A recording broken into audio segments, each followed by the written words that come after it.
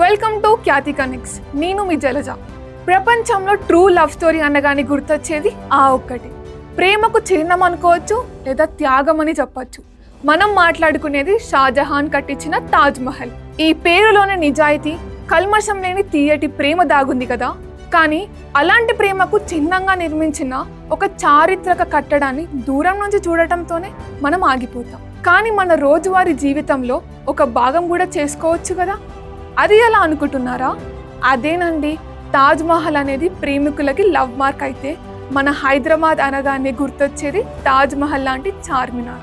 ఇక్కడ కూడా స్వచ్ఛమైన ప్రేమకు ప్రతిరూపాలు ఎన్నో సజీవ సాక్ష్యాలుగా మన ముందే కదలాడుతున్నాయి. ఇప్పుడు అసలు విషయానికి వద్దాం. ఈ విషయం నాకంటే మీకే ఎక్కువ తెలుసు అనుకుంటా. చార్మినార్ అంటే ఒంటరిగా అయితే వెళ్ళాం కదా.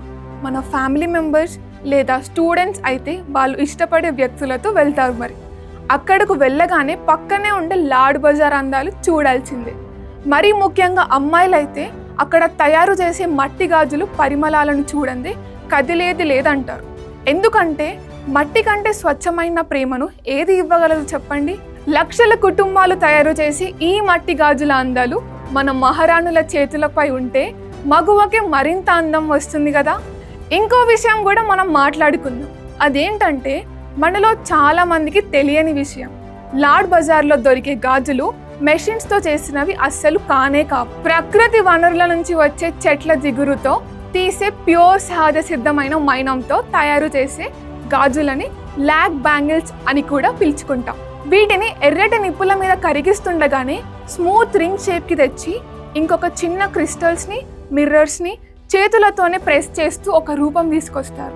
అలాంటి ప్లెయిన్ సాఫ్ట్ వ్యాక్స్ పైన పర్ఫెక్ట్ డిజైన్ తేవాలంటే ఇక్కడ తయారయ్యే గాజులు తయారు చేసే కళాకారుల గంటలు తరబడి పెట్టే శ్రమ, ఓపిక ఉందనే విషయం కళ్ళ ముందే కనిపిస్తుంది. కానీ దీని వెనుక ఉన్న రియల్ కనెక్షన్ చెప్పనా? ఒకసారి 1591 సంవత్సరం నాటి చరిత్ర మనం చూస్తే సుల్తాన్ మొహమ్మద్ కులీ కుతుబ్ షా చార్మినార్ ప్లాన్ చేస్తున్నప్పుడే సైడ్ బైపాస్ రోడ్ లాగా అక్కడి వీధులు ఉండేలా అప్పట్లో ఒక ప్లానింగ్తో చేశారు. సుల్తాన్ భార్య అయినటువంటి భాగమతిని ఎంతో ప్రాణంగా ప్రేమించేవాడు. ఆమె ఎలాంటి ఆర్డినరీ మ్యాచింగ్ గాజులు వేసుకోకూడదు, ప్రపంచంలోనే మోస్ట్ స్పెషల్గా ఉండాలని ఆమె కోసం ప్రత్యేకమైన నగలు డిజైన్ చేయడానికి ప్రపంచంలోనే టాప్ గాజులు తయారు చేసే కళాకారులను పిలిపించి ఇక్కడ దుకాణాలు పెట్టించారు. అసలు లాడ్ అంటే ఉర్దూలో లాడ్లీ అంటే చాలా ప్రేమగా, లాడుగా చూసుకోవడం అని అర్థం. సుల్తాన్ తన రాణిని అలా లాడుగా చూసుకోవడం వల్లే ఈ బజార్కి ఆ పేరు స్థిరపడిపోయిందని అక్కడ ఆనవాళ్ళు చూస్తే అర్థమవుతుంది. ఇది ఒక రాజు తన రాణికి ఇచ్చిన బహుమతిగా అర్థమవుతుంది కదా. చూశారు కదా, మన హైదరాబాద్ రన్నింగ్ కల్చర్గా మనం రోజు చూసే లివింగ్ హెరిటేజ్గా ప్రేమను బ్రతికిచ్చింది. ఈ రోజుకి కూడా అంతే ప్యూర్ హెరిటేజ్ వైపుతో రన్ అవుతున్న ఇలాంటి మార్కెట్ని ప్రపంచంలోనే ఎక్కడా చూడలేం. సో నెక్స్ట్ టైం మీరు చార్మినార్కి వెళ్తే ఏదో క్యాజువల్గా గాజులు కొనడానికి మాత్రమే కాకుండా ఆ 400 ఏళ్ల నాటి ప్యూర్ హ్యాండ్ క్రాఫ్ట్ని, మన లోకల్ ఆర్టిషన్స్ హార్డ్ వర్క్ని రీడిస్కవర్ చేయడానికి ఈవినింగ్ టైం వెళ్ళండి.